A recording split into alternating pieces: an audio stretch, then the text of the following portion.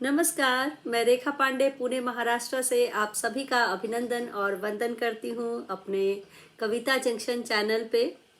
रामायण के अनछुए पहलू की जो लोकप्रियता आप लोगों की वजह से बढ़ रही है, इसका बहुत बहुत आभार। इस सेगमेंट की कड़ी को आगे बढ़ाते हुए मैं एक ऐसे शख्स को लेके आई हूँ रामायण के अनछुए पहलू में, जिसके पहलू को हम लोग आज उसके बारे में डिस्कशन करेंगे। जो ये जो राम रावण युद्ध है, उसका सूत्रधार है। शायद वो नहीं रहता तो इतना बड़ा लड़ाई या जैसे राम ने रावण को हरा करके शांति स्थापना, धर्म स्थापना की, शायद वो नहीं रहता।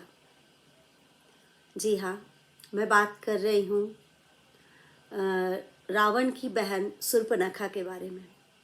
शूर्पणखा जो है वो ये पूरे कृत्य की सूत्रधार रही है।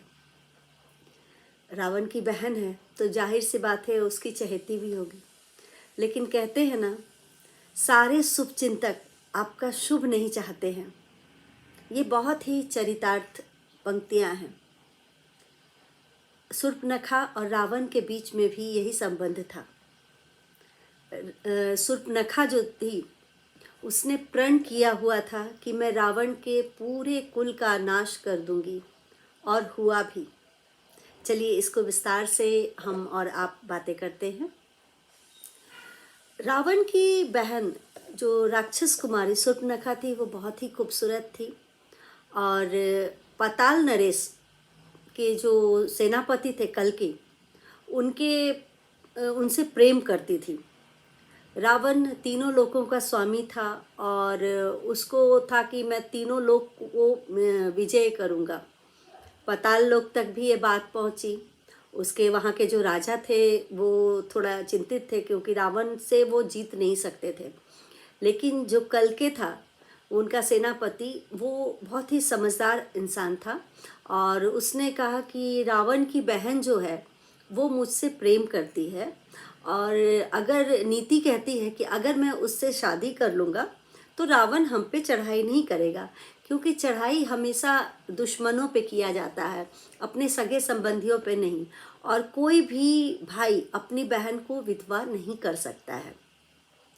तो इस कॉन्फिडेंस से उसने अपनी शादी जो है वो शूर्पणखा से उसने कर लिया। और बाद में रावण को जाके बताता है कि मैंने शादी शूर्पणखा से कर ली है। तो रावण को मतलब बहुत ही क्रोध आता है, गुस्सा आता है, और वो वहीं के वहीं उसको समाप्त कर देता है। बाद में वहाँ के राजा को भी मार के पाताल लोक का स्वामी बन जाता है। ये देख जब शूर्पणखा को खबर पता चलती है कि रावण ने, उसके भाई ने उसके पति को मार दिया है, तो वो संताप, विलाप और क्रोध की अग्नि में जलने लगती है। और उसके बाद जो शूर्पणखा है वो उस वक्त प्रण लेती है कि चाहे कुछ भी हो, मैं ही इस कुल के नाश का कारण बनूंगी। और रावण के कुल के नाश का कारण भी शायद शूर्पणखा ही बनी। और कहते हैं ना कि जब मतलब क्रोध और जो नारी की जो बद्दुआ जब लगती है तो नाश होते देर नहीं लगता है। इसका उदाहरण रामायण में रावण से बढ़कर कुछ भी नहीं रहा है। तो ये आज का था रामायण के अनछुए पहलू शूर्पणखा पर। कोशिश करूँगी कि अगले वक्त कुछ दूसरा सेगमेंट में लेके आऊँ। रामायण एक ऐसा सब्जेक्ट है जिसको जितनी बार पढ़ें उतना ज़्यादा हमें जानकारी मिलती है, उतने तरीके के लोगों के बारे में, लोगों की मनोदशा के बारे में हमें पता चलता है। रामायण न सिर्फ हमें पढ़ना है, बल्कि हमको अपनी आगे की जनरेशन को भी कैरी फॉरवर्ड करना है। मैं कोशिश कर रही हूँ कि रामायण के हर पहलुओं से आपको रूबरू कराऊं। और अगर मेरा ये प्रयास आपको अच्छा लग रहा हो तो प्लीज़ कमेंट ज़रूर करें। और आप तो सुन ही रहे हैं, जान ही रहे हैं।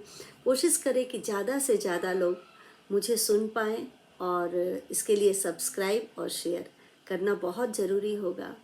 और प्लीज़ मेरे इस प्रयास को आप आगे बढ़ाएं। शुक्रिया।